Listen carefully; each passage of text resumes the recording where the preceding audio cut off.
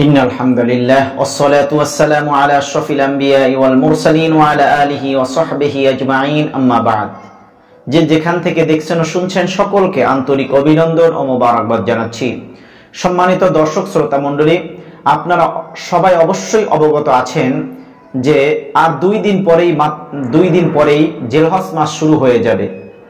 তো জিলহজ মাস আসার আগেই, বিশেষ করে জিলহজ মাসের আগের দিন দিবাগত রাত যখন শুরু হবে, মাগরিবের নামাজের পর থেকে কোরবানির দিনের আগ পর্যন্ত অবশ্যই কিছু কাজকর্ম নিষিদ্ধ করা হয়েছে, রাসূলুল্লাহ নিষেধ করেছেন।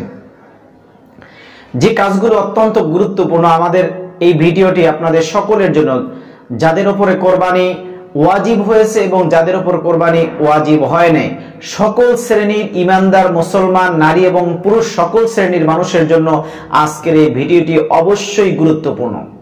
তো সম্মানিত দর্শক শ্রোতা মণ্ডলী, সেজন্য আমি আপনাদেরকে বলবো যেই কাজগুলো এই 10 দিনে রাসূলুল্লাহ সাল্লাল্লাহু আলাইহি ওয়াসাল্লাম নিষেধ করেছেন করার জন্য। সম্মানিত দর্শক, আসুন আল্লাহর হাবিব এই 10 দিনে যে সমস্ত কাজ করতে নিষেধ করেছেন আমরা সেই কাজ থেকে বিরত থাকব।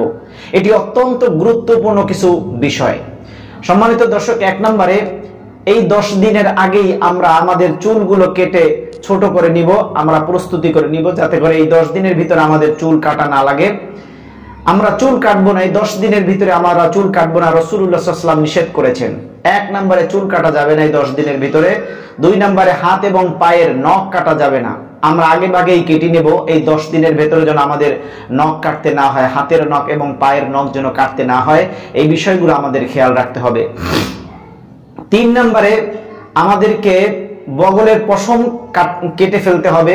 এই 10 দিনের আগে আমাদের বগলের পশম কেটে ফেলতে হবে যাতে করে এই 10 দিনের ভিতরে আমাদের কাটা না লাগে। এবং নাভির নিচের পশম, এগুলো আমাদের কেটে ফেলতে হবে, কারণ নাভির নিচের পশমও এই 10 দিনের ভিতরে কাটা যাবে না, রাসূলুল্লাহ সাল্লাল্লাহু আলাইহি ওয়াসাল্লাম নিষেধ করেছেন।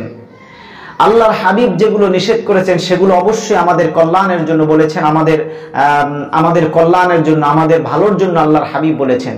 সেজন্য এই 10 দিন জিলহজ মাস শুরু থেকে আর বা কোরবানি দিনের আগ পর্যন্ত আমরা অবশ্যই এই কাজ থেকে বিরত থাকব, কারণ এই কথাগুলো আমরা অনেকেই জানি না, বা যারা জানে তারা সঠিকভাবে পালন করছে না। সেজন্য আল্লাহর হাবিব নবীজি মুহাম্মদুর রাসূলুল্লাহ সাল্লাল্লাহু আলাইহি ওয়াসাল্লাম আমাদের কল্যাণের জন্য, মানবতার কল্যাণের জন্য ইসলামের দিক নির্দেশনাগুলো আল্লাহর হাবিব পৃথিবীর সব মানুষের কাছে তুলে ধরেছেন। সেজন্য আল্লাহর হাবিবের আনুগত্যের মধ্যে আমাদের কল্যাণ রয়েছে, আল্লাহর হাবিবের আদর্শের ভিতরেই আমাদের জন্য কল্যাণ রয়েছে। আমাদের প্রত্যেকের উচিত অবশ্যই এই কাজ থেকে বিরত থাকা। অবশ্যই আমরা এই মাস শুরু হওয়ার আগে আমরা যেন আমাদের এই কার্যাবলীগুলো সম্পন্ন করে পরিষ্কার করে ফেলি, এবং আমরা যেন এই 10 দিনের ভেতরে যেন এই কাজগুলো আমরা না করি, এই বিষয়গুলোর প্রতি আমাদের অত্যন্ত খেয়াল রাখা জরুরি বলে আমি মনে করছি। সম্মানিত দর্শক শ্রোতা মণ্ডলী, সেজন্য আল্লাহ রাব্বুল আলামিন আমাদের সবাইকে এই কথার উপরে আমল করার তৌফিক দান করুক। আল্লাহ পাক আমাদের সবাইকে সুস্থ রাখুক, ভালো রাখুক। সকলকে নাজাতের পথে চ্যানেলটি সাবস্ক্রাইব করে আমাদের সাথে থাকার জন্য অনুরোধ জানাচ্ছি। ভালো থাকবেন, সুস্থ থাকবেন। আসসালামু আলাইকুম ওয়া রাহমাতুল্লাহি তাআলা ওয়া বারাকাতুহু।